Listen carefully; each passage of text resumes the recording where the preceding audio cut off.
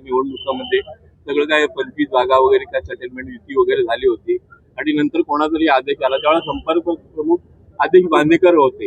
आता तुम्ही म्हणत ना तुम्ही आता म्हणत ना कोणाचा तरी आदेश आला, मग मी नाव कशाला घेऊ? मी सांगितलं ना आदेश आला म्हणून. अरे काय मी नाव घेतलं ना असं काय म्हणता तुम्ही? विधान परिषद काय सांगितलं बाबा, आदेश आला ना. काय आपण विधान परिषद निवडणूक नाही काय माहिती आहे बघा, मी परत पहिलं स्पष्ट करतोय, कारण ही बघा ही टीका टिप्पणी करण्याकरता नाही, परंतु कार्यकर्त्याला जे काही घडलं त्यातलं सत्य माहित असणं एवढ्यापुरताच तो प्रसंग मी सांगतो. आपण कोकण स्थानिक स्वराज्य संस्थेतून महाविकास आघाडीचा उमेदवार दिलेला आहे. आपला काही तिथे संख्याबळाच्या आधारे आपला काही निवडून येणार नाही तिथे उमेदवार, तरी पण आपण उमेदवार दिला. तो कोणाच्या तटकरींसाठी दिला, कोणासाठी दिला? शिवसेना कोणासाठी कधीच लढली नाही, आणि जेव्हा लढली तेव्हा ज्यांच्यासाठी लढली त्यांचा झेंडा खांद्यावर घेऊन लढली. शिवसेनेने ताकाला जाऊन गाडगं लपवण्याची भूमिका शिवसेनेचा उमेदवार उभा केलेला आहे. शिवसेनेचा उमेदवार म्हणूनच तो लढणार आहे. मतदारांनी ठरवायचंय कुणाला मतदान करायचं, अधिकार मतदान. त्याच्याशी काय विश्वास जिंकण्याचा काय, जखली लढाई काय जिंकण्यासाठी असते का? 2चे खासदार असलेला भाजप आज सत्तेमध्ये राज्य करतोय, तो लढला नसता तर जिंकला असता का? तो आम्हाला का हा प्रश्न विचारला? अरे 2 खासदार असलेला देशावर राज्य करतोय, ते लढत होते म्हणून जिंकले ना.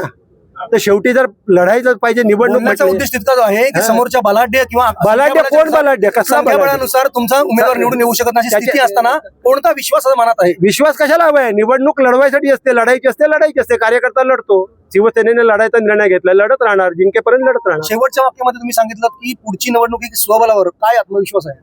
स्वबळावरच लढणार. आत्मविश्वास कशाला हवा? आत्मविश्वास शिवसैनिकाचा आत्मविश्वास आहे. पुढची निवडणूक स्वबळावर लढणार आणि स्वबळावर जिंकणार. आणि मधल्या भाषणामध्ये तुम्ही असंही म्हणालात की महाविकास आघाडी ही तडजोड आहे. हो बरोबर आहे ना, सगळीच तडजोड आहे ना. महायुती तडजोडच आहे ना. का जागा वाटून घेतात त्याला तडजोडच म्हणतात ना. ह्या सगळ्या तडजोडी आहेत, राजकीय सोयी करता होणाऱ्या तडजोडी आहेत. तो पक्ष नव्हे ना. महाआघाडी हा पक्ष आहे का? महायुती हा पक्ष आहे का? पक्ष स्वतंत्र आहे. मुंबईच्या धर्तीवर तुम्ही इथे पनवेल महानगरपालिका विस्तारीकरण करताय, काय नक्की पुढची रणनीती आहे? पुढची रणनीती सगळे आज सांगायची गरज नाही. आज उद्घाटन केलंय, आज धोरण सांगितलंय. धोरणाची अंमलबजावणी या वर्षात तुम्हाला पाहायला मिळेल. म्हणजे अनेक वेळेला विरोधकांवर सडकून टीका किंवा त्यांना त्यांची जागा दाखवण्याचं काम, या वेळेला मात्र उपदेशाच्या डोळ्यात आपल्याच कार्यकर्त्यांना दिले या ठिकाणी पाहायला मिळालं. काय नक्की सल्ला दिलात आणि काय सांगणं होतं? काय होतं, आजचा जो कार्यक्रम आहे हा कार्यक्रम म्हणण्यापेक्षा शिवसेना पनवेल महानगरपालिका मध्यवर्ती कार्यालयाचं उद्घाटन, आणि योगायोगानं हे उद्घाटन बाळासाहेबांच्या जन्मशताब्दी वर्षामध्ये संपन्न झालेलं आहे.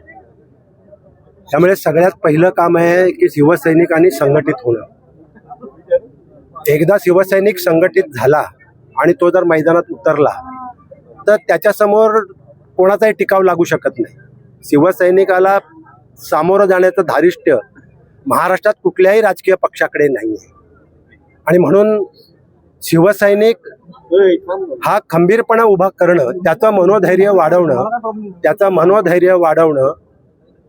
त्याचा आत्मविश्वास वाढवणं नेता म्हणून माझी पहिली जबाबदारी आहे. आणि आज मला वाटते की मी सगळ्यांची मोठ बांधण्यामध्ये यशस्वी झालो. ही गरज होती.